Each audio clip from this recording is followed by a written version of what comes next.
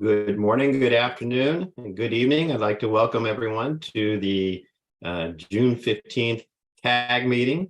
I appreciate everyone taking the time out today. We're going to provide a report back on sustainability. I'd like to welcome a few participants for the meeting. Tom Seidenson, of course, our chair, the IAASB chair, Josephine Jackson, who is the vice chair, as well as on the sustainability task force, Galen Hansen, who is the IAASB CAG chair, and our PIOB observer, Sandy Peters. We do have a few individuals who were not able to attend, and we received their apologies. Tom, I'd like to ask, as chair, if you have any comments before we start our meeting.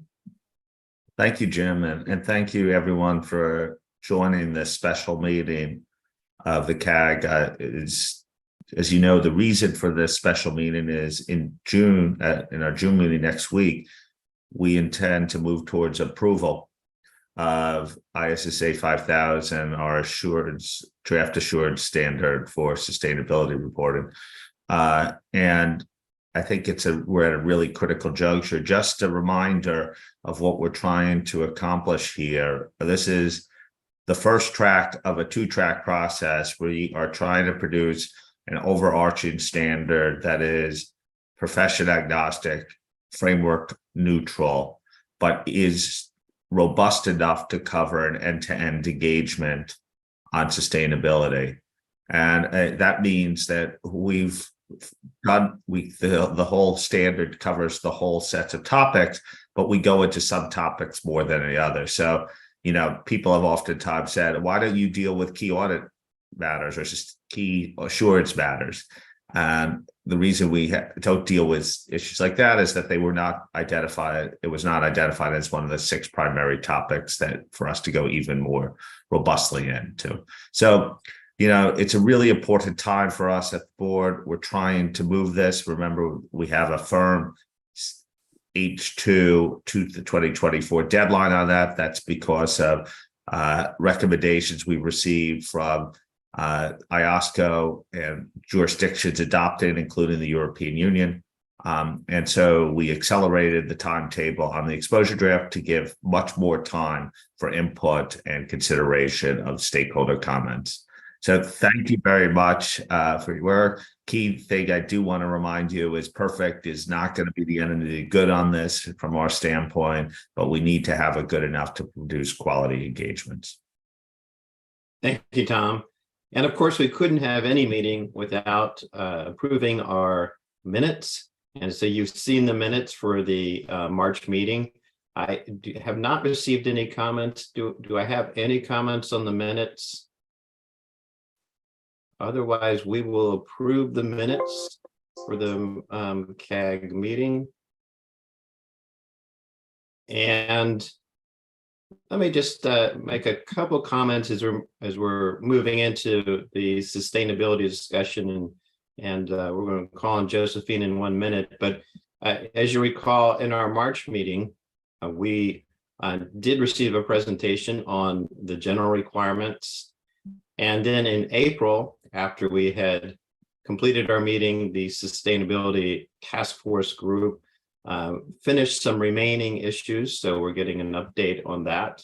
I think it would be helpful to respond to any questions that are on a relatively high level, because this is really the early stages. And as the standard matures, we'll have more chances to speak on that. So Josephine, I'm going to turn it over to you.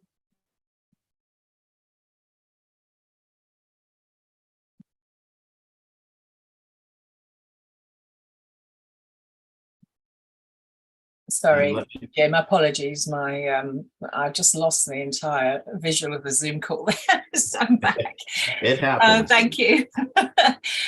So good afternoon, everyone, as I always say, from the IAASB's North London studios. And also it seems a welcome to what seems to be my personal June CAG meeting slot. I do believe we were actually talking about the PI exposure draft around this time last year. So apologies to call on CAG again, but we do need your advice as we go to the board meeting next week. And as Tom and Jim have said, hopefully finalise the exposure draft for approval. So the next slide, please.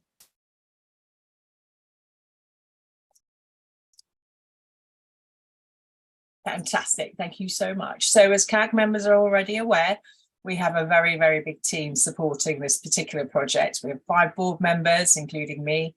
We have 4 technical advisors, and most important, of course, of all is the staff. And we have Claire, Dan, and Fadi, and our secondees, Adriana and Tokizani.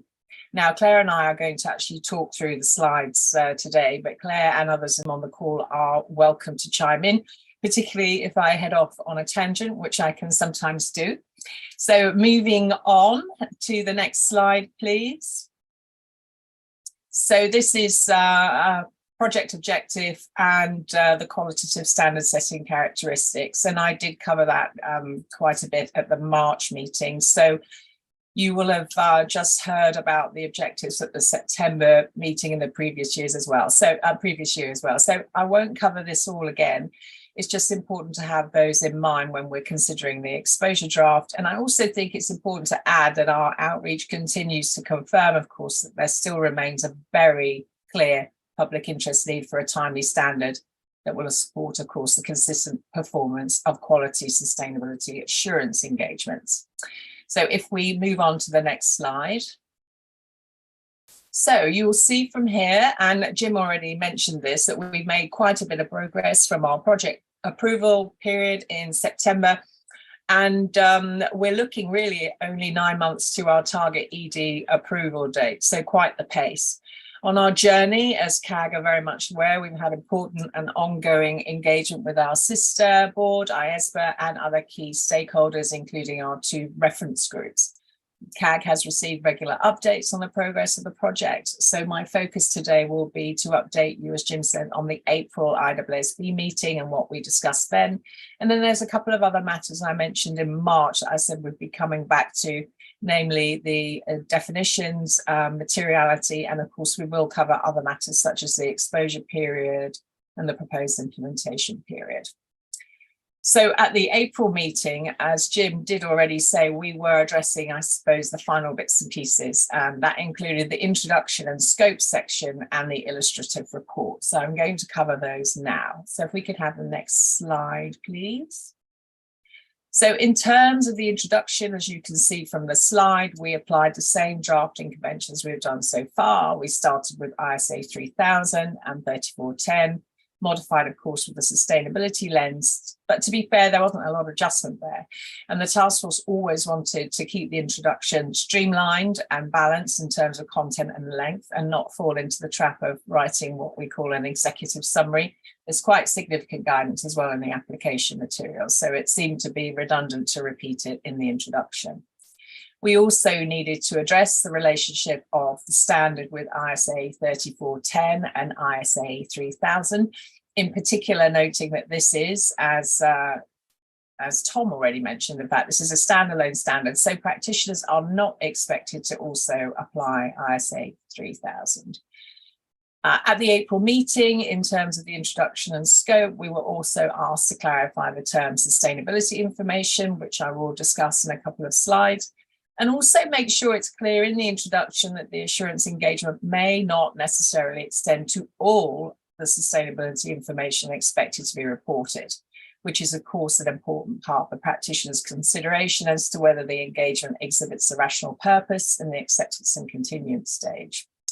Now, we were also asked to add an additional piece of guidance in respect of the standard being premised on the basis that the members of the team are subject to the provisions of the IAASB code and are a member of a firm or organisation that's subject to ISQM1, or in both situations, subject to equivalent professional requirements that are at least at least as demanding. That's another mouthful.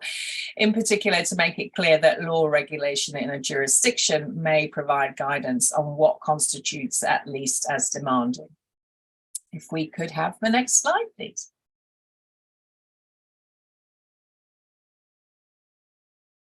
Thank you very much. So in April, we also presented illustrative reports based on the requirements and application material in the reporting section, which we discussed with you in March. And we used the illustrative reports in the EER guidance as a base. Now, the board were comfortable, of course, with the alignment up to the reporting requirements, but by using the EER illustrations, we probably got slightly ahead of ourselves, and by doing so, we overcomplicated them. So in April, the board agreed that the task force should actually go back and simplify the illustrative reports and just limit the wording in certain sections to reflect the core reporting requirements in the proposed standard. And of course, you know, the EER guidance is always available for practitioners to use as well. The board also requested that an illustrative report containing a qualified limited assurance conclusion resulting from a scope limitation would be helpful to practitioners. And that also reflects CAG comments in March that it's possible we will see some of these assurance reports, the modified assurance reports for companies in new or early stages of sustainability reporting. So I did say that I'd also go through some other bits and pieces. So if we move on to the next slide, we're just going to chat about definition. So we were asked to clarify the term sustainability information and recognize it had more technical language, which was slightly different from the IAASB approach, for example, to defining sustainability information at the time. But of course, in making changes, we needed to ensure that the definition of sustainability information remains consistent with our foundational concepts in the assurance framework, as those are clearly a critical part of carrying out an assurance engagement. Now, the task force considered different definitions or descriptions of sustainability information, and we have continued our ongoing dialogue with the IAASB Sustainability Task Force and staff to also try and align the respective definitions as far as possible. At the time of drafting, at the core of IAASB's working definition was actually reference to sustainability information being about environmental, social, and governance matters. Now, that in comparison to foundational terminology, such matters are, of course, akin to underlying subject matter as shown on the slide. So that would be the topics and aspects of these topics, such as metrics and KPIs in relation to labour. So from there, we felt that we could actually draw a bridge between the definitions of the two boards. So also, having spoken to our reference group, it was suggested that although the acronym ESG is widely used, it seems that environmental, social, economic, and cultural matters are more consistent and evolving views on sustainability matters and how sustainability is described. So we've pulled that idea into our definition now. We believe it's a good balance for now, and we will continue our collaboration with IAASB. And of course, there will be further opportunities to align these definitions and other respective terminology after both boards have received and considered input from their respective stakeholders. Now, everyone on the task force deserves a special call out for all the hard work that's been going on. But when it comes to the definitions, Dan, who is on a well-deserved holiday today, does need a particular pat on the back for his patience in reworking these definitions many, many times, but really coming to what we believe as a task force is a really good place. So that was it on the changes to the definitions, and we can move on to the next slide now, and we can talk a little bit about materiality. Now, you'll recall in March that we thought there would be merit in providing further guidance on matters related to materiality, including, of course, the concept of double materiality, which CAG members felt that was extremely important, and that there may well be more than one materiality for the same assurance engagement. So we have made a few changes. For example, the definition of sustainability matters now recognises this dual focus inherent in the concept of double materiality in terms of highlighting the impact of an entity's activities, products and services on the environment and other sustainability matters, as well as the impact of those matters on the entity. We have also included an example to contrast materiality considerations that may be referred to as financial materiality and impact materiality, And we also included a further example of how an entity approached their materiality process to determine impact materiality. And that's actually taken and adjusted from a real life practical example in a report. So as not to confuse practitioners, though, we have clarified further how the entity's materiality process is different from the practitioner's practitioner's consideration of materiality in an assurance engagement.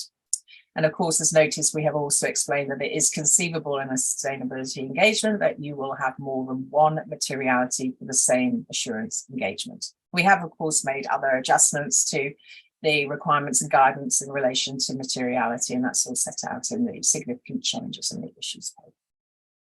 We could have the next slide, please. So other matters that will be considered by the board next week relate to the important arrangements regarding the exposure period, timing to completion, and the proposed implementation period. Now, the targeted approval of the exposure draft of the proposed standard is actually June 28th, which is the following Wednesday. Subject to the board's approval, it's then expected that the IAASB will publish the exposure draft along with the conforming and consequential amendments by the 1st of August at the latest, we believe. It is really, really important to us that despite our ambitious final target date, that our stakeholders have the full comment period of at least 120 days. So we've really built that one in and been quite firm about that. So based on those approval and publication dates, responses would be due at the start of December 2023. So this consultation deadline will allow sufficient time for the task force to analyse the responses received, including coordinating as needed with IAASB, in order then to present our first analysis in March next year.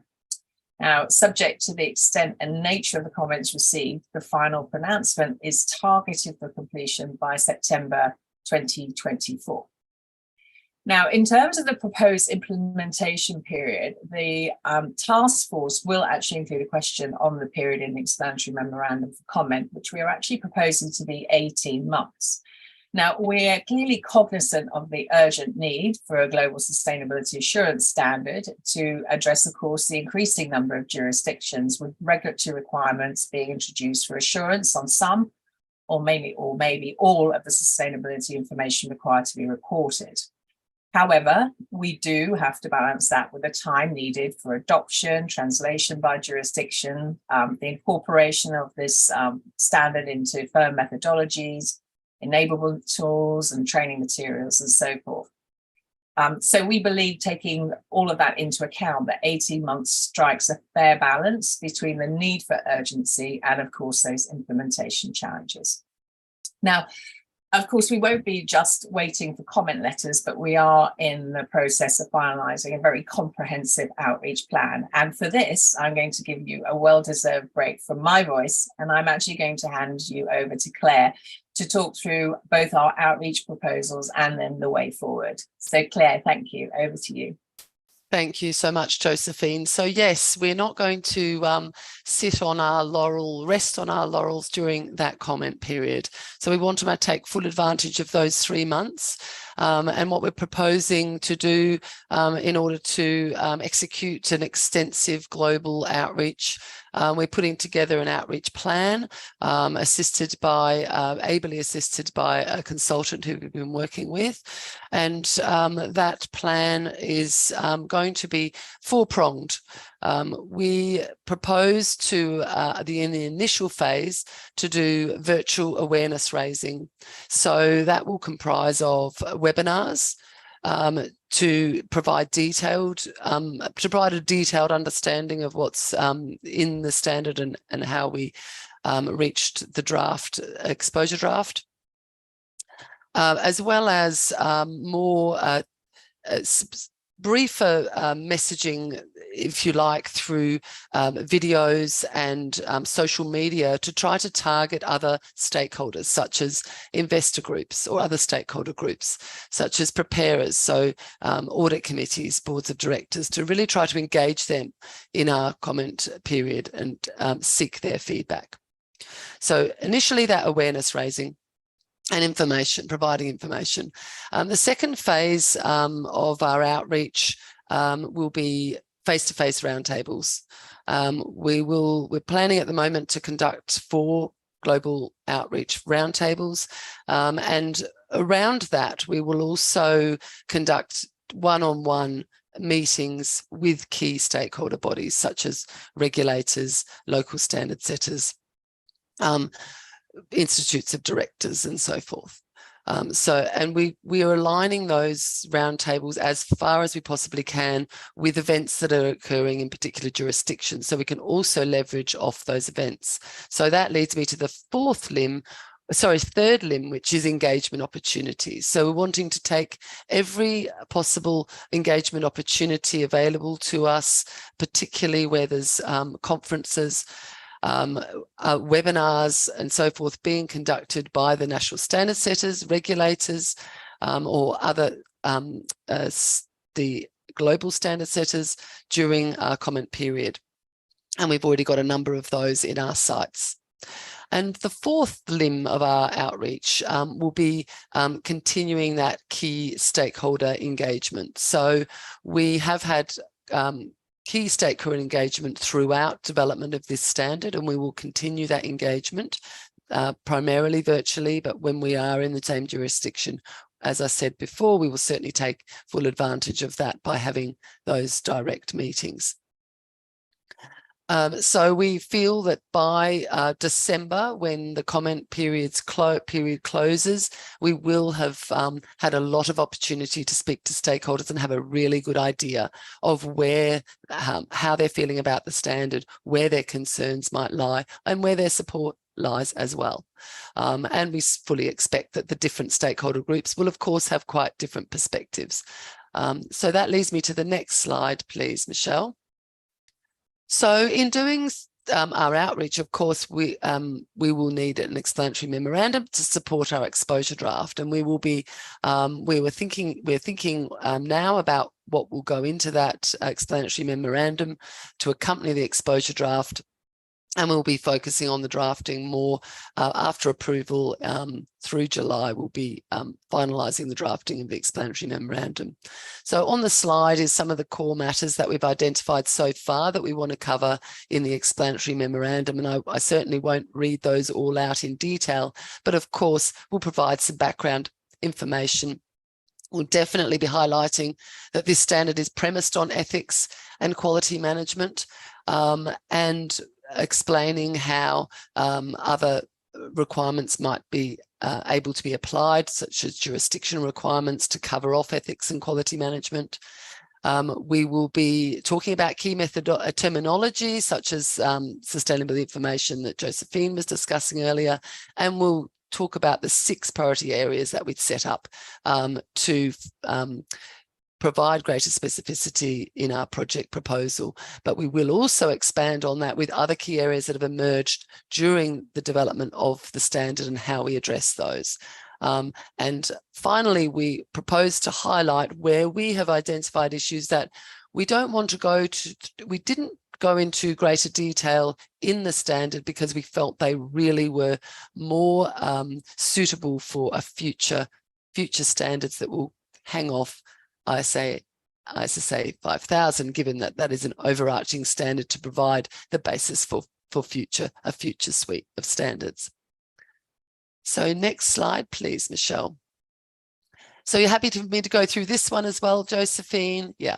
So then moving forward, clearly next week we have our board meeting where the exposure draft will be discussed, and the week after we have a virtual final day of the board meeting on June 28th, where we're hoping for the vote for approval of the exposure draft. We will then prepare the exposure draft and the explanatory memorandum and get that out, as Josephine mentioned earlier, late July at the latest, first days of August, and have the 120-day comment period. This will then allow that time, as I say, for outreach, that broad, intensive global outreach. And then through December, January, we will be analysing all of those comments, bring them back to March for consideration, with a view to finalising the standard in the second half of 2024, and certainly moving as quickly as we can in 2024 to get that out and approved as fast as we can, of course, maintaining the quality of the standard. So thank you very much. Maybe pass back to you, Josephine. Thank you. Thank you so much, Claire. That's great. And yeah, apologies, I completely forgot we had that explanatory memorandum slide in there as well. So that's totally my fault. I didn't mention that. If we could go to the next slide, then. So Jim, the first question we have is to seek observations from the CAG on the ED that's presented in agenda items B2, B3 and B4, and that's going to be presented to the board next week. So Jim, actually over to you. Thank you. Thanks, Josephine. And it's been quite something to see this standard evolve and develop so quickly. Let me see what feedback you have from the CAG. So I'm going to look at to see who's raised their hand. Hopefully. See if I have any hands there. Akihito, you want to kick us off? Welcome. Thank you very much, James. Josephine and Claire, thank you very much for your presentation. Very helpful for me. And I think the great efforts your team and IAASB have done about this project are tremendous accomplishments. I expect IAASB to continue to proceed timely development with engagements with a wide range of stakeholders. I have three views on this exposure draft. Firstly, IAASB 5000 is a professional agnostic standard which is aimed to implement IAASB in some significant areas, such as how to judge materiality, responding to fraud, greenwashing, what practitioners should do for considering appropriate connectivity between financial statement and sustainability information, and how to plan to conduct group sustainability assurance.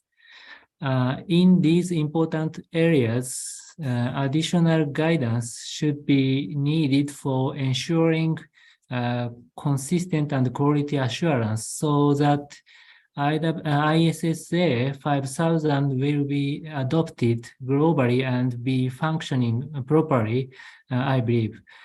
I think considering the importance of timely development, they could be provided as implementation guidance, and not as requirements or application materials incorporated in IAASB in the first step. This is my first point. Secondly, also as we IOSCO touched in our report issued in March, to develop professional agnostic standard is a crucial point in developing this standard.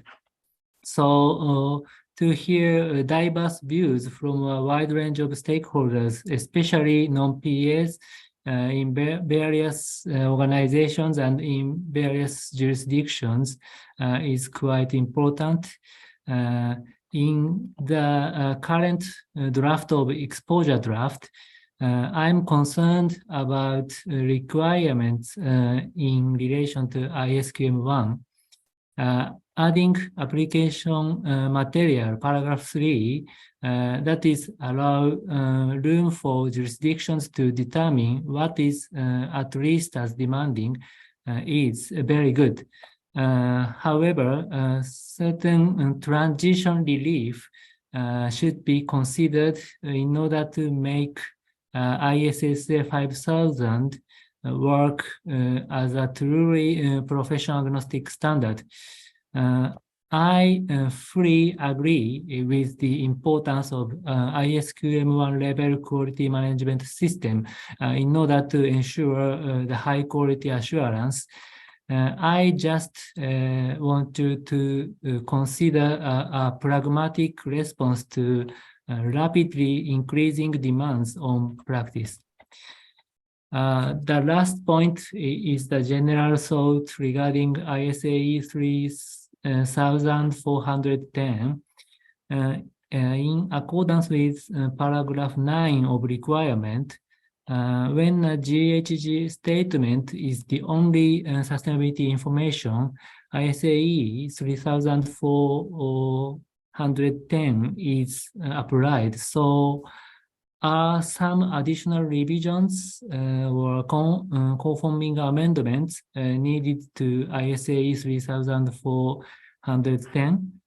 If ISAE 3410 is used instead of ISA 5000, in this case, additional revisions may be needed in line with ISSA 5000 in my general view.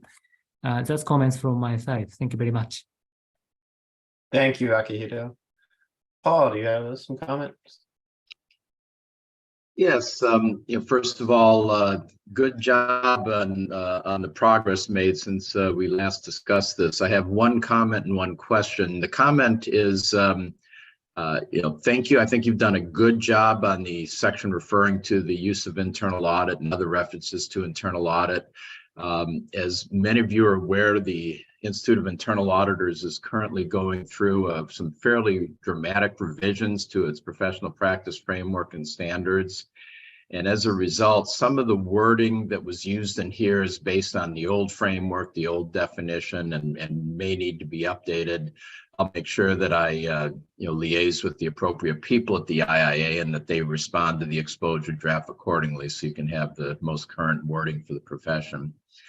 My question, it's probably fairly obvious. You're looking at the definition of sustainability matters and some of the other sustainability definitions. Intuitively, I like them. I think they make a lot of sense. My question is, do these align with where the IAASB is going in terms of definitions? I think we want to make sure we don't have different definitions out there, even if they're, as long as they're close, that's probably fine, but certainly nothing that might cause confusion about, how different boards are sustainability. So that's just a quick question again, probably an obvious one. Thank you, Paul. I'll do one more and I'll go back to you, Josephine. Hussein? Thank you very much, Jim. Firstly, thank you very much for presentation. I appreciate the work. Really, this exposure draft cover lots of issues. I have several comments on draft. Firstly, I think whenever assurance services provided, practitioner most probably has a sustainability reporting framework.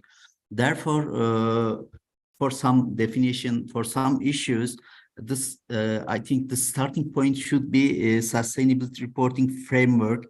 This framework, whether this framework cover issues or not, how this framework cover issues. Therefore, I think it's should be useful to review all exposure draft based on this framework. When I read the exposure draft, most part of the draft mention about not full version of framework. Instead of it's mentioned whether sustainability matter issues or criteria. I'm not competent of sustainability reporting framework, but I think this framework cover all sustainability issues, sustainability topic. Second one, when I read the exposure draft, there are lots of long sentence. There are lots of relative clauses, especially during the translation. I think it's creates some differences during the translation in several national standard sector.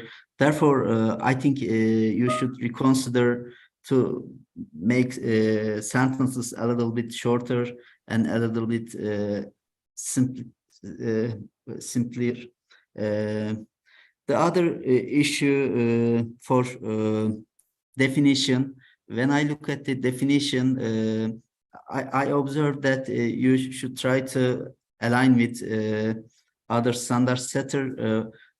I think definition part important. Therefore, you should consider the definition should be aligned with IAASB, IAASB, and international sustainable standards board and other international standard setters. And the other one is documentation. When I look at the ED, there are several paragraph for documentation. It may be useful to bring all paragraph together and make it just one paragraph. And also, I think it's important. There are some requirements, some application material to consider for practitioner, say that to consider, to assess, to evaluate. The practitioners should document all these assessment, all these evaluation, all these discussion. This exposure draft should ensure all these type of work to for practitioners to document. The other issue, greenwashing. I think whenever, whether mandatory or voluntary, most of entities try to make some green measure to show themselves better. Therefore, there should be some additional requirement or application material to prevent greenwashing.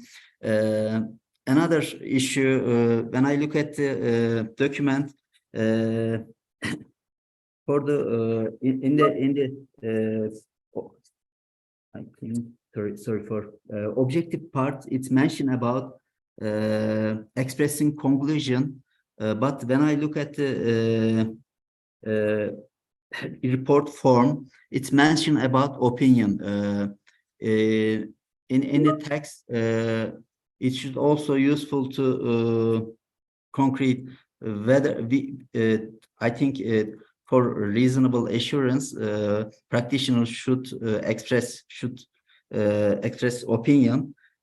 Shall express, sorry. For limited assurance, should express conclusion. Therefore, it should be useful to make it clear.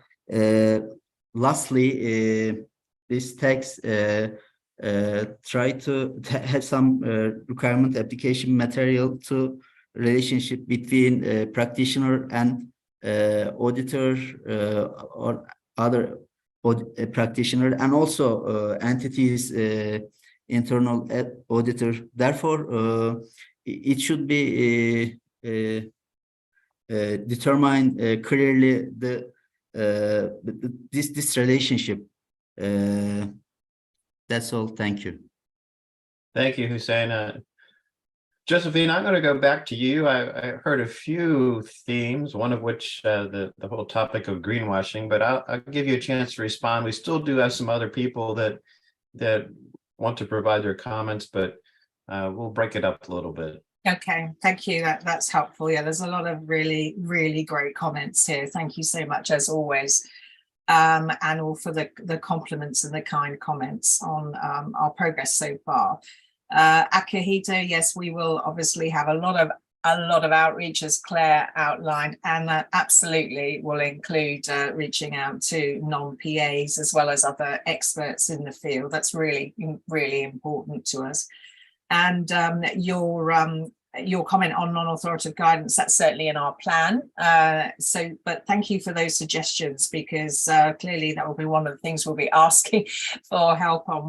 What do you want us to include in that? So materiality for greenwashing, the connectivity between the financial statements and assurance, those topics are really helpful.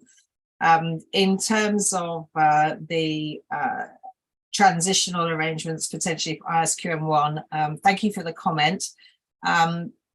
Currently, our assurance standards are all based on the premise of ISQM1, as you know, but in terms of this standard, our regulatory community and a number of our other stakeholders have made it very, very clear they feel very strongly that this standard has to be underpinned by a quality management system.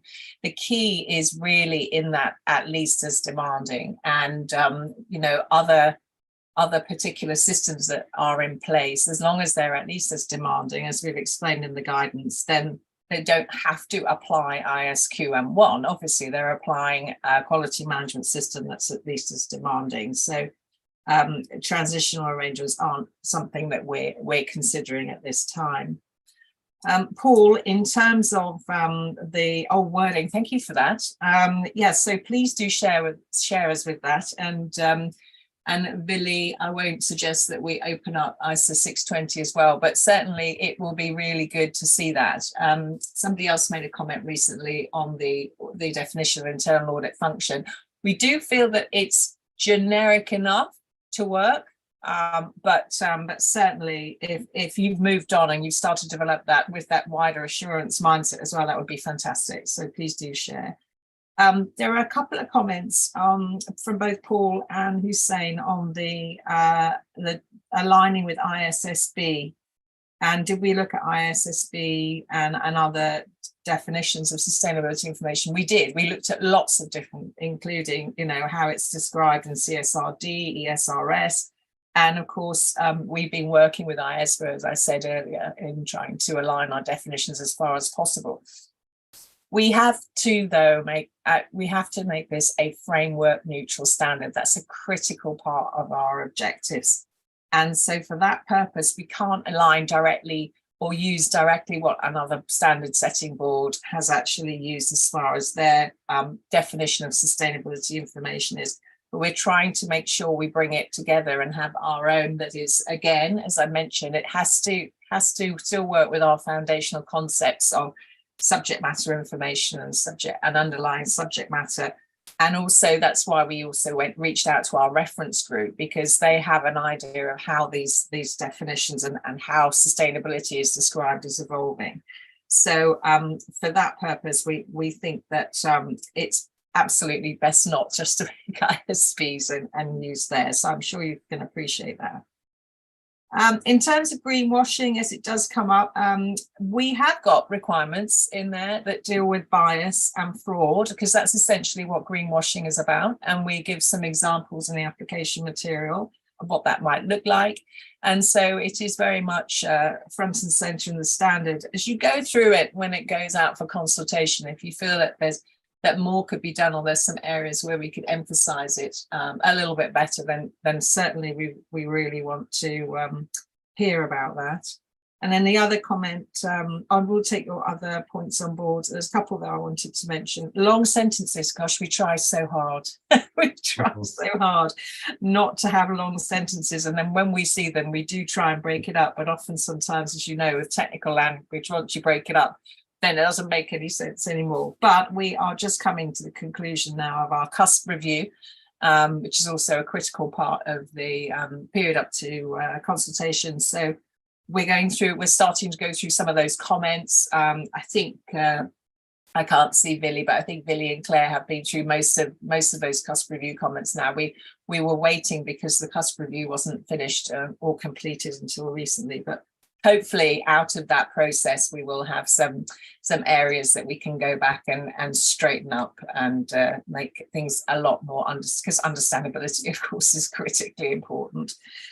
So yes, thank you for that. And then on the conclusions and opinions, it's a good suggestion, actually. I think for now, though, we do have to stick to our foundational principles. So the way that's all the reporting is set up is all, set in across all our standards. So we can't sort of suggest something here. It would have consequential effects on others. But again, let's hear what people say during the outreach and during the consultation period, and have a think about that, just to make sure anything really that you think of that just makes that report more understandable to users. We want to hear about that.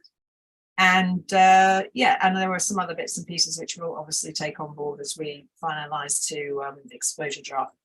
So Jim, I think unless the team have anything else they want to add. Well, I do have a number of additional questions. So our Okay. point, let me go to Hilda. Hilda, how are you? I'm doing fine. Thank you for the question. Good afternoon. Well, from my perspective, it's good afternoon to all of you. And thank you very much, Josephine, for the presentation. We have said this before, so we are very supportive of the initiative here to have a ISSA 5000 on sustainability assurance as soon as possible. You know, the timeline just about works out for us in Europe, where we will have for 2024 first year of mandatory sustainability assurance, limited assurance for the largest companies, so to be done early 2025. Now, you know, from that point of view, you know, your question is on the slide there. It's very general, and you know, at this point in time, we don't have any fatal flaws to say, oh no, you shouldn't issue this exposure draft. So you know, we're very happy for what you know you have done until now, and very appreciative. Now, when then you start to have discussions on the content and the details, we are not yet fully there. You know, for us, this is a very good start, but when then people start to dig into it, you know, you hear some drawbacks and some potentially very high or too high expectations they had for something which, let's be honest, it's a start. And we see this very much as a start of a journey. And I think that's also in your explanatory memorandum what you will recognize. So if we go a little bit into detail, you know, we hear a number of comments, none of them we think are fatal flaws, but I will just name a few to you just to give you some idea about what we have heard based on the higher level soundings we have taken so far. And there is, and I have heard this already, there is this, oh, well, we would need more guidance on, and then the list gets very, very, very long. So more application material on materiality, on forward-looking information, how you go about this, on you know, the work effort and the procedures. So maybe that's something that will become clear once practice starts and in the next phase. But you know, we can get started, I think, with what is here. On the definition, within our quarters, at least, it was a bit of a disappointment and also a lack of understanding why you went to this definition. But it was countered by, well, we are quite clear on the scope of, you know, what we will have to give assurance on. So maybe it doesn't matter all that much. This comment on you need something for groups, we have heard this. I think that starts to emerge. We also hear some questions on, well, why is this different between limited assurance and reasonable assurance? And sometimes, you know, it should be the same. For instance, people think that for the risk assessment, it should not be different, and in limited assurance, potentially you should have what you have in reasonable assurance. But for other matters, you know, there is a question which I would say go in the opposite direction. I think for the materiality, much appreciated that there is this indication that there can be more than one materiality. Some say, oh, there can be many materialities, but I think within the standard that is possible. And, you know, I could actually go on a little further. We also hear, oh, for instance, when we talk about understanding, sometimes there was the word general understanding. Sometimes that word general is not yet there. And should we not stand back and look at this and see if for those particular mentions, you know, the word general is quite important to determine how far you go. And so I think some are worried with some of those changes that have been made. And then there is the assurance report. And Josephine, at the beginning, you said, well, there might be some modified opinions. In Europe, there is a view that is emerging that with last Friday, we got the final draft, I guess we can say, European Sustainability Reporting Standards. They are less demanding than what we had seen before, but they are still very demanding with a lot of data points, with a lot of disclosure requirements. It's a very complete set of sustainability reporting standards on many sub-issues. And there is a appreciation within the profession, but even more widely than that, that in the beginning, there will be potentially very few, if any, companies that will be able to fully comply with the reporting requirements for sustainability, and that we will have many more modified or even disclaimer opinions than we would have maybe a few unqualified ones. And that is the biggest worry within our profession. The standard, I think, deals with the different steps there, but there is still, I would say, unease about this, will what the standard has with, the requirements, and then the illustrations, and then what is in the application material, will this be enough for us to actually have those very difficult discussions with issuers that we will have because of potentially the many qualified opinions that we will have to issue, which, especially if you talk about listed entities, this might have quite far-reaching consequences. So all this, to summarize and to finalize, we believe this is meant should be a principles-based standard. So it's not rules-based, but you then hear people wanting to have more guidance, maybe in the next phase. This is not the audit methodology that is being written here, and there will be a need for application of professional judgment, potentially quite a lot of it. So it's only when practice comes that the jury will be out on, has this been pitched correctly or not. So I would leave it at that for now. I hope this is helpful. We are doing quite some work on this.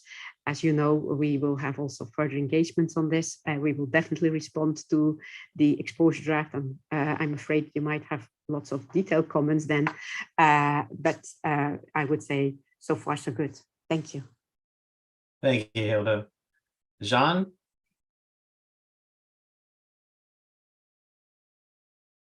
Thank you, Jim. Can everyone hear me? Yes. Great. Had a little technical difficulty at the beginning, but hello to all. This is certainly an exciting meeting, a pivotal time for the entire sustainability, ESG, or whatever term we want to use, world. And it certainly is fantastic to see this exposure draft. I'm not sure I'm going to have anything terribly new to introduce because of all the great thoughts. And as Hilda said, I think anything that I would say is to try to improve a very difficult task that clearly a lot of great work has gone in. We can well appreciate the difficulty of balancing all of the very wide-ranging views to get this task done. But nonetheless, given this is going to be profession agnostic, I thought I'd make a few comments to just think about as even before the exposure draft is pushed out, because this will have a very special place given people who are not accustomed to using such standards. And so in that regard, probably the most significant topic I'd like to raise relates to group audits. I know you've heard this feedback before. It is difficult to balance how far to go, but given the first entities who will be using this and the first then assurance providers who will be following it will be these very large multinational companies. we'd like to see this align a little bit better, a little bit deeper with ISA 600. So that group will set the stage for many years, for many entities, for many providers. And so without a bit more alignment with ISA 600, we're not sure if the correct start is going to, let's say, be as good as it can be when we all look back 10 years from now. So related to group audits, I'd like to emphasize that shifting to fraud and greenwashing, and obviously this is nothing new, but Josephine, you asked for a couple of specific suggestions, and clearly when IAASB responds, we'll get into more specifics, just as everyone will.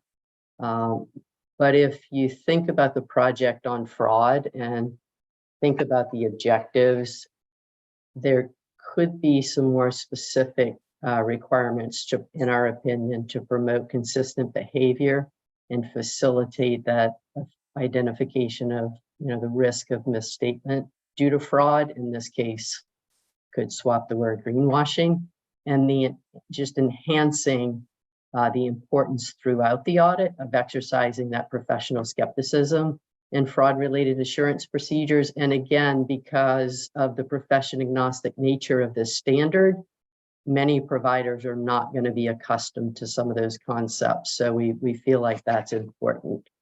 The other two, just quickly, I'll bring up a new topic, sampling. Again, because of the profession agnostic nature of some of the providers, we'd like to see more in this related to sampling. We think the way it is, there will be such wide variation in practice, it may be very difficult to achieve some of the ultimate objectives the way it's drafted.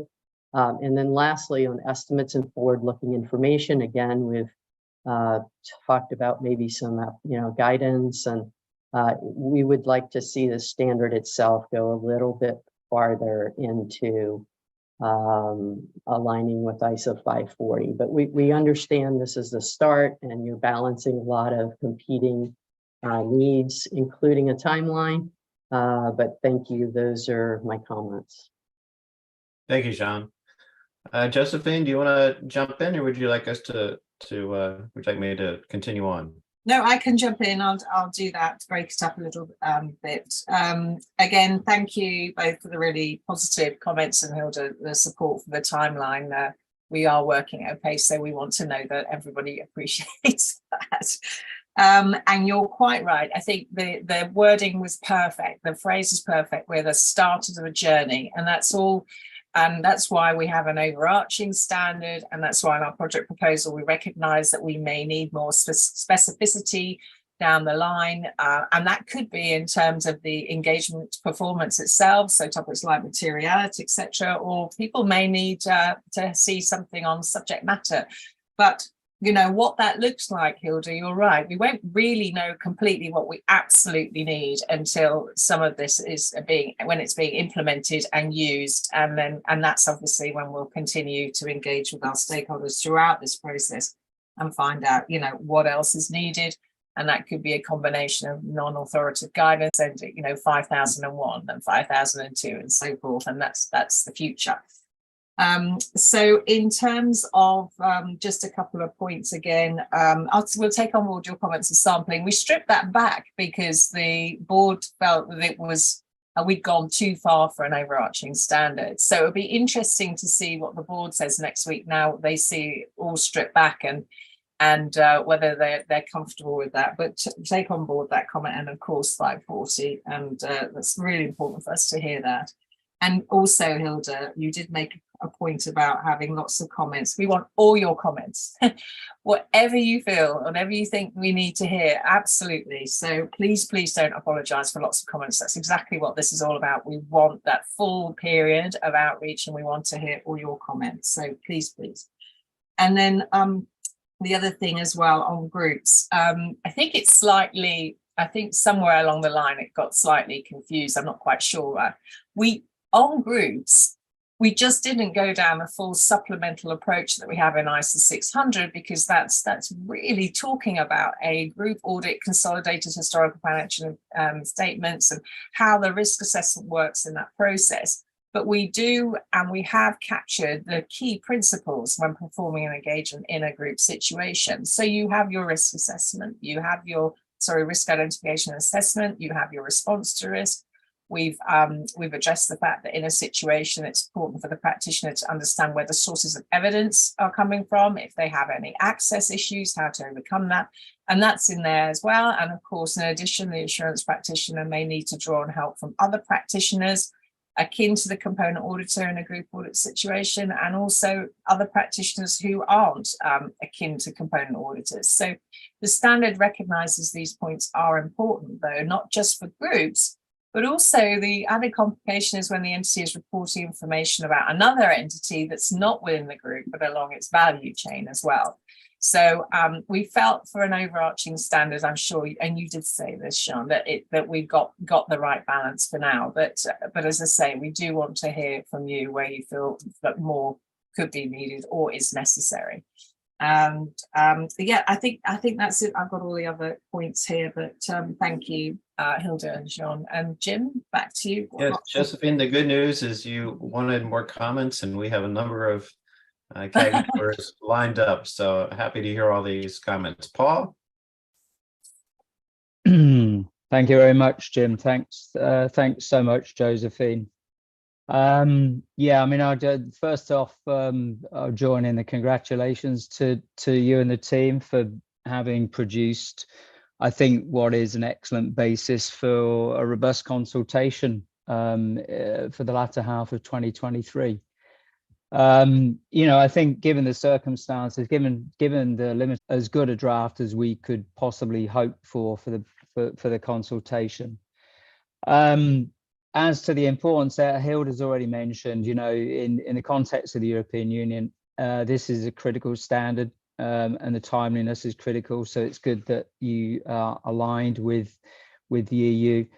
But of course, it's also important that whatever we end up with, the final standard, that it's going to be fit for purpose for all other jurisdictions, and also fit for purpose for many SMEs who stand to be impacted in due course, especially through the effect of the impact materiality pushing down through the value chain.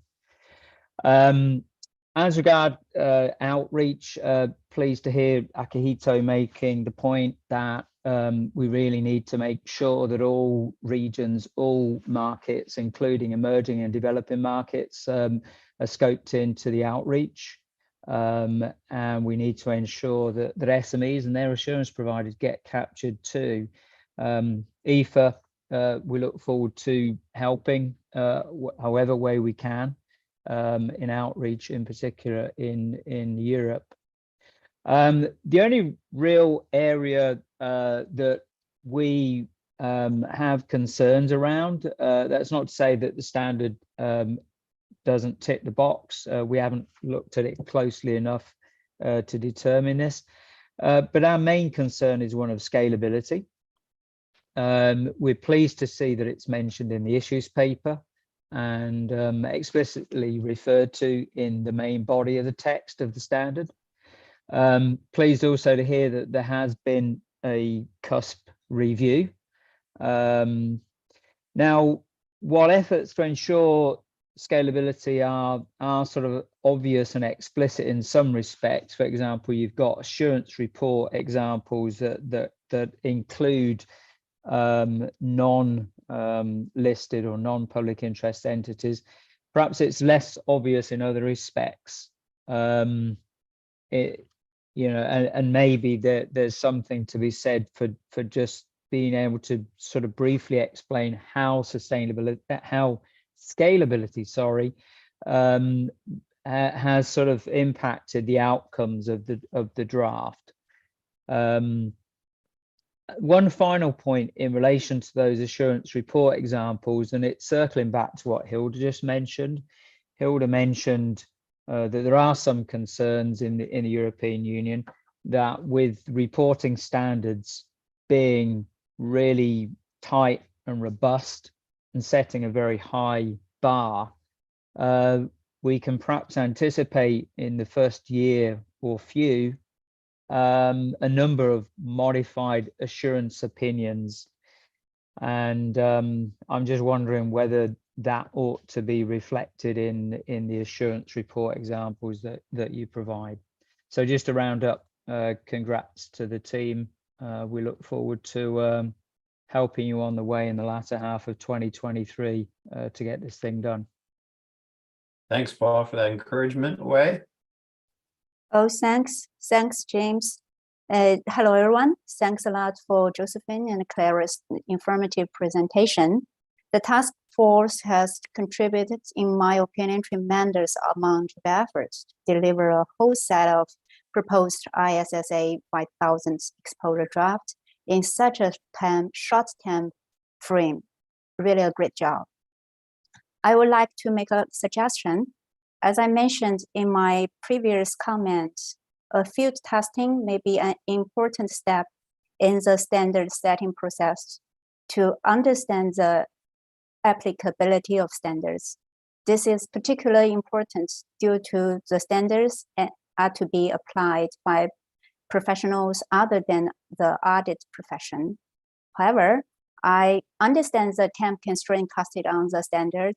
Therefore, I suggest the task force to consider including questions in the ED, asking the stakeholders to comment on the applicability of standards by all professionals who wish to provide assurance on sustainability information.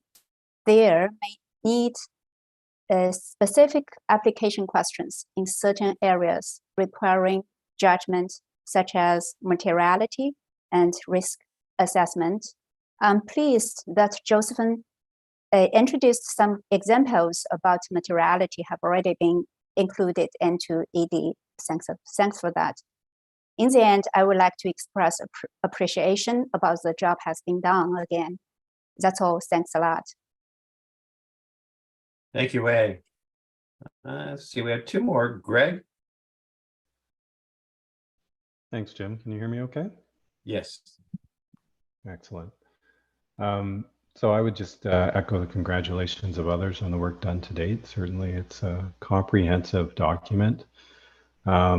As is the case when you do these all-in-one standards, you end up with a large volume of materials.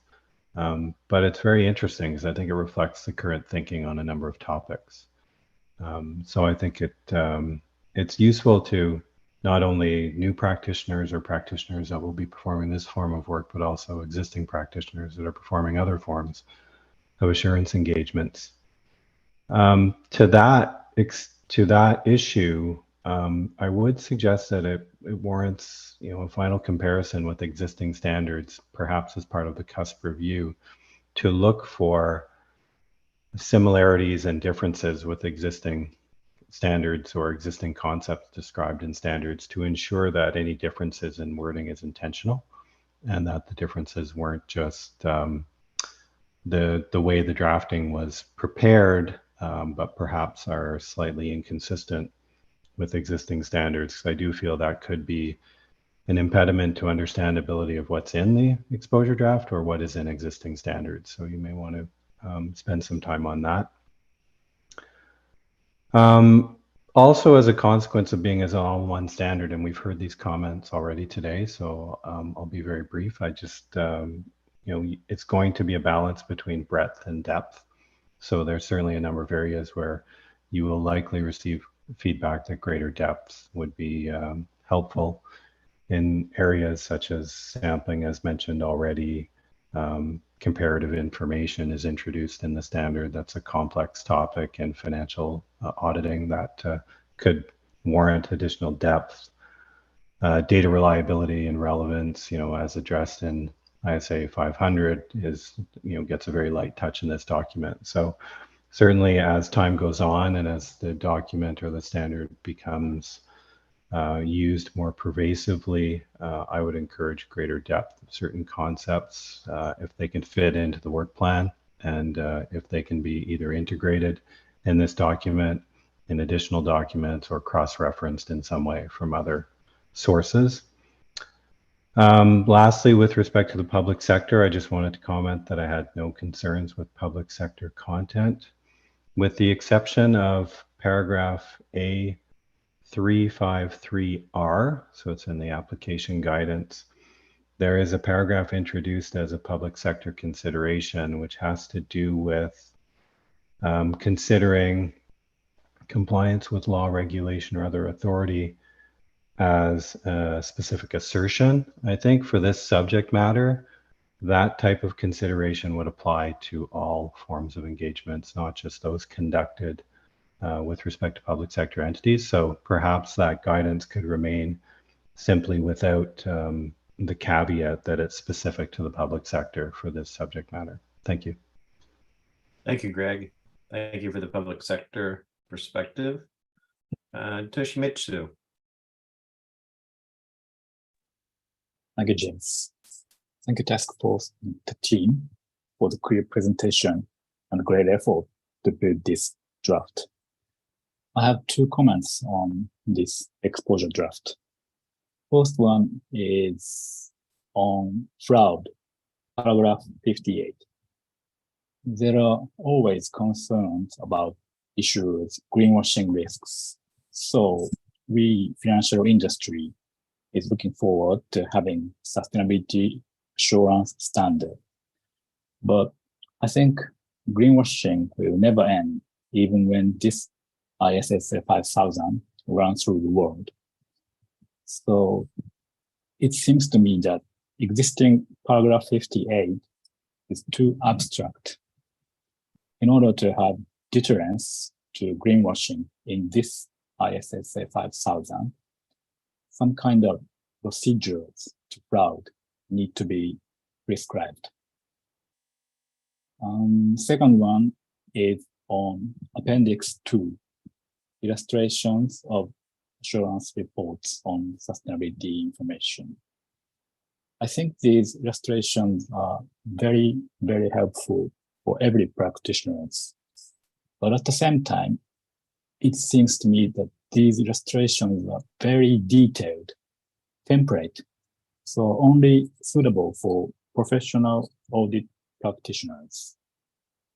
According to IFAC report published in February, more than half of the practitioners are non-audit firms in Japan. In my opinion, at this moment, the level of sustainability assurance engagement works of non-audit firms are not the same as that of audit firm. If non-audit firm practitioners are using these illustrations as they are, it would somehow mislead investor. In order to prevent that misleading effect, more flexibility need to be accepted in these illustrations. That's all. Thank you. Thank you. Appreciate that. Valerie. Yes, thank you. Just to express my strong support for this relevant and useful project. Thanks the drafting team for having managed to finalize this project in such a very short time frame. It's a great achievement. I would like to make just two comments. First, concerning the definition of the term fair presentation criteria. It seems it is stated in the project standard that it may be necessary for management to deviate from the requirement of the framework in order to achieve a fair presentation of sustainability information. My question is, what approach should the auditor adopt in such a situation? I mean, should the auditor remain neutral, or on the contrary, should he urge his client to highlight this point in the sustainability report, or failing that, should he mention this information himself in his assurance report on sustainability information? It seems to me that the draft standard does not address this specific question. And my second comments relates to materiality consideration. The requirements relating to materiality are very useful and very relevant.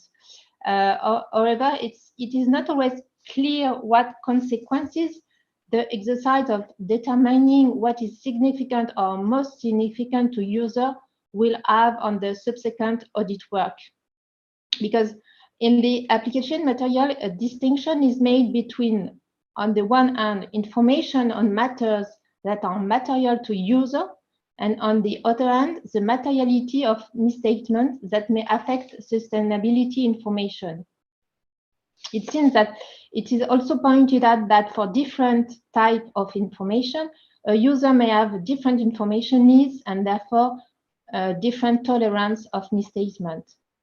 As part of the work to be performed, the auditor shall look for information that may be affected by material misstatement and then implement procedure to address this risk of material misstatement. My understanding of this approach is that information that is material to user and for which the auditor has not identified a risk of material misstatement would not be subject to substantive procedure. This means to me that to be a matter of clarification, in particular because in ISA 330, this standard provides that irrespective of the assessed risk of material misstatement, the auditor shall design and perform substantive procedure for each material class of transaction, account balance, and disclosure. So that was my 2 questions. Thank you very much. Thank you, Valerie. Klaus. Thank you very much. First of all, I would like to congratulate Josephine and the team for all the good work that you have done on getting this draft together. Generally speaking, I think this is an excellent draft. It's fit for purpose now to go out for consultation. I think many of the previous speakers have touched on details that are important in order to further develop this to a final standard, but I have no specific comments on the details today. So just in all, I really support this project, and I have done that from the beginning, and I will certainly look forward to getting out to stakeholders to get feedback on this. Thank you very much. Thank you. That's a good way to end this round of comments. Josephine, I'll give it back to you. Thank you. And again, thank you for all the really kind comments and compliments of our work here. I'm not going to cover everything. I think there are some we had some really good suggestions for the explanatory memorandum from Wei. Thank you for that. Including also Paul's scalability, how that's impacted the draft. We do tend to actually do that in our explanatory memorandum to give examples. So we will we'll remember to do that. Thank you. In terms, Greg, about the material and foundational concepts, we have some serious hardcore experts on this task force who really understand the foundational concepts incredibly well. So we're confident we've got the concepts right. But to your point, I mean, it's to a certain extent you answered your own point. The CUSP review does help with that. And in particular, just highlight where we have, added that sustainability lens, that we haven't lost something in the way that we've described a requirement or the application materials. So, and we will look at, I didn't quite get it. I wrote A53R, but we'll get that one. I'll have a look at that. Thank you for that comment. We did get that from someone from the public sector, but you're right. When you said it out loud, it does sound like it is just for any entity. And then Toshmisto on fraud and other additional procedures, these are the sort of comments that we do need to hear when we go out on consultation, and what needs to be strengthened. And also to the point made earlier about there's a lot of material. There is a lot of material, but interestingly, when we ask what can come out, we don't get much help with that. It's more what else needs to go in. So one of the things we do need to hear about is what actually does need to be strengthened and what then is unnecessary and can come out. In terms of Valerie, I didn't quite catch your second point on materiality to users, etc., but we've got it, and we'll take that away in the recording, and we'll take that away and look at that. But the other point, should the practitioner do? It's the same in an audit. I mean, ultimately, it's management's responsibility to comply with the framework. if they need to do extra in order to deliver fair presentation, that's their responsibility to do that. And then they would have that conversation with the practitioner that they need to do X, Y extra, they need to do X, Y extra disclosures. If the practitioner comes across their work through their response to risk that they feel additional disclosures are needed, then they have a conversation with management, and so be it. So it's the same, it would be the same concept in assurance and audit. Ultimately, audit is an assurance engagement as well. And I think, Jim, that was it. But again, yeah, thank you so much for all the kind words and all these helpful comments. Really, really appreciate that. Great. Jim, that the last comments for this particular section? I think we're ready to move on if you are. Okay, perfect. So if we could move on to the next slide. Thank you. We have heard some already, some comments on what else we need to think about for our explanatory memorandum. Just now we talked about scalability, and then there were some other suggestions, and so we'll take those on board. But Jim, if the CAG have any other specific ideas or something that's they've just thought of as we've been chatting through this this afternoon, anything else on the explanatory memorandum? So back to you, Jim. Thank you. All right, I will see if anyone else has any additional points or.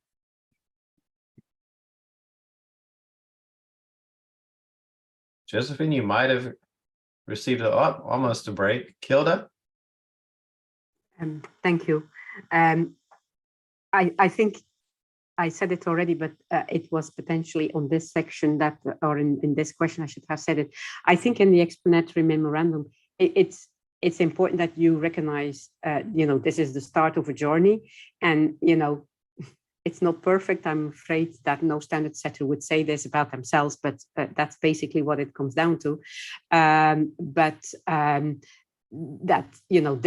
this will be a whole package that will come, that I think will be clear.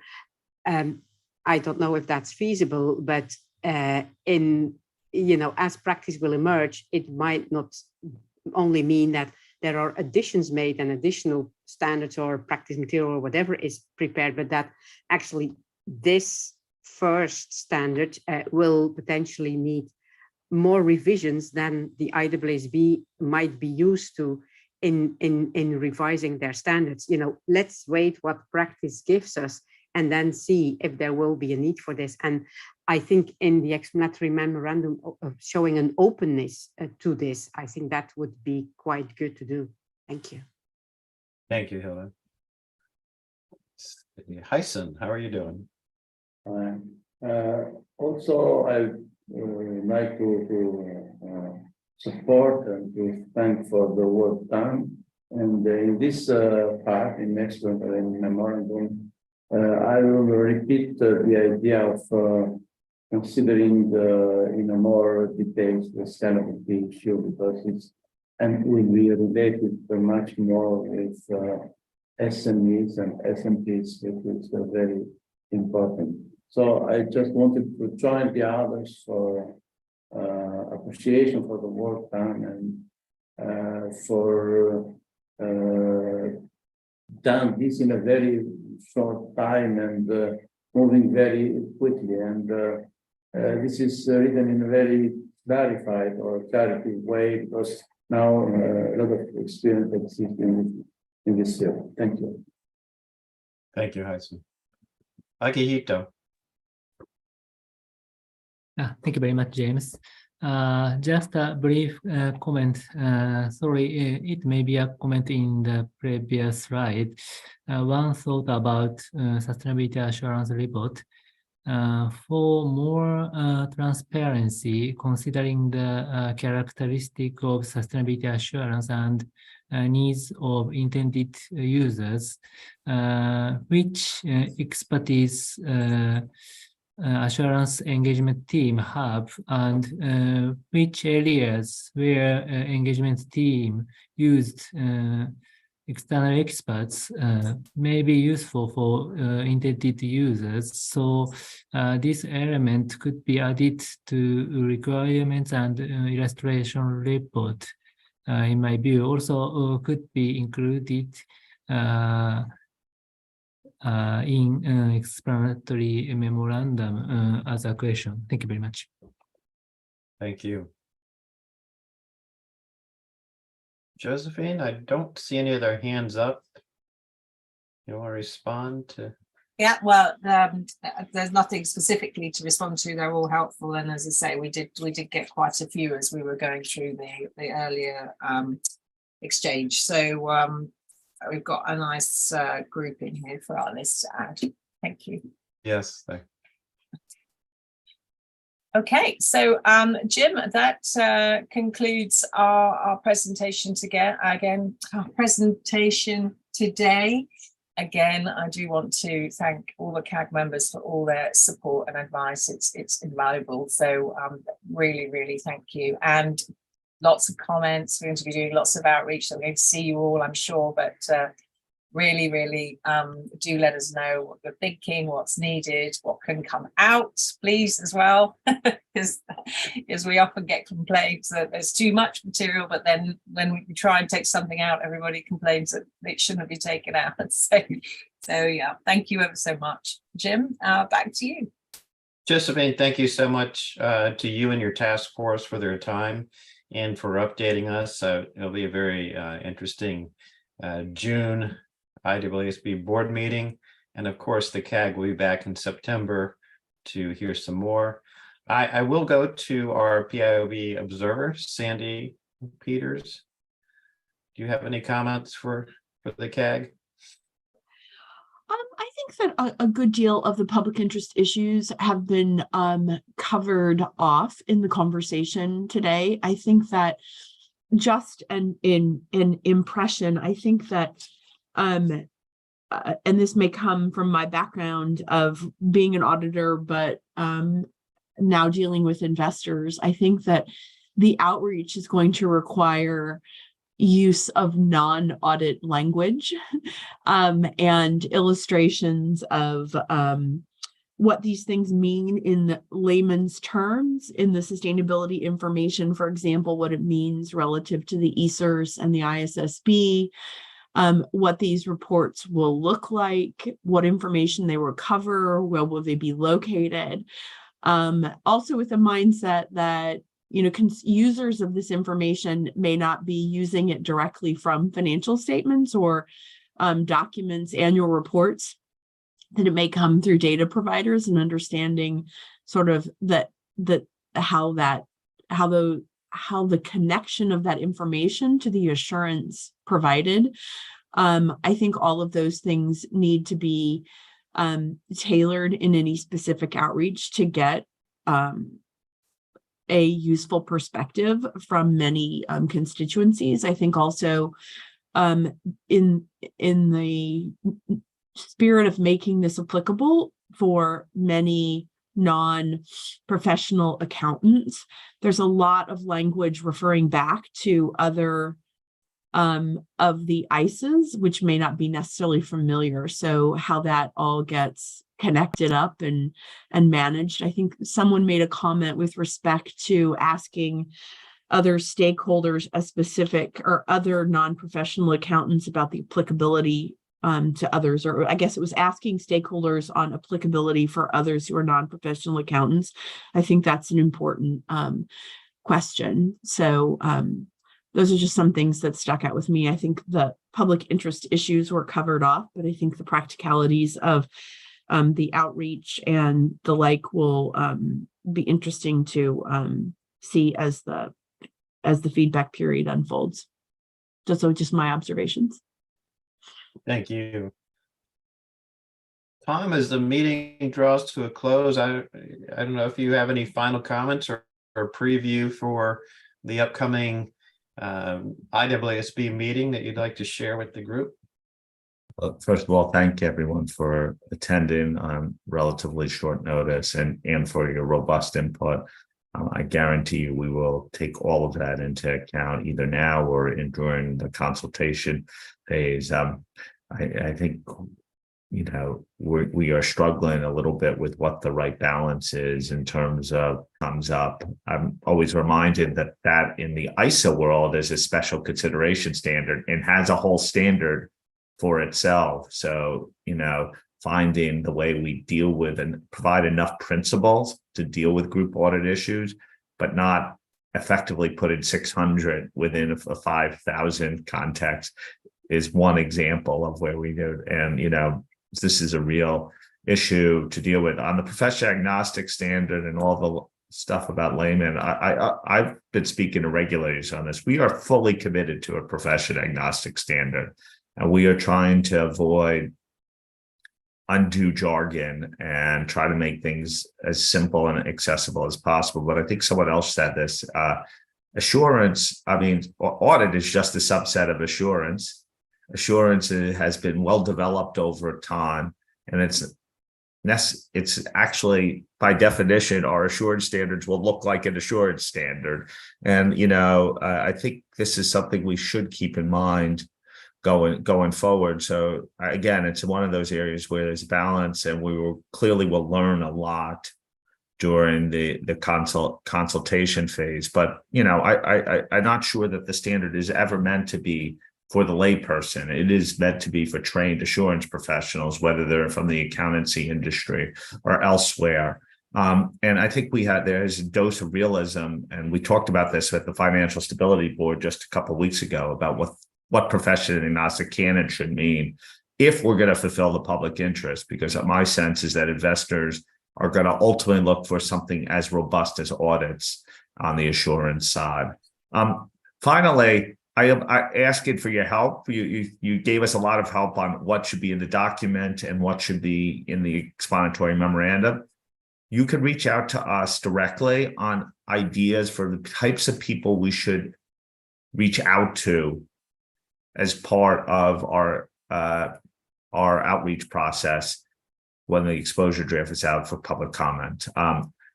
Public comment and the formal comment letters is one element of input into our process, but we intend to do a lot of interpersonal interaction, which will be documented and publicly acknowledged from a transparency standpoint. But if there are people within your stakeholder group or within your jurisdictions or people you know who would be helpful contributor, particularly from outside the accountancy profession, we want to know. And so please write the team with suggestions of both individuals and organizations, but also any events that are happening that we could tag along to. That would be hugely helpful.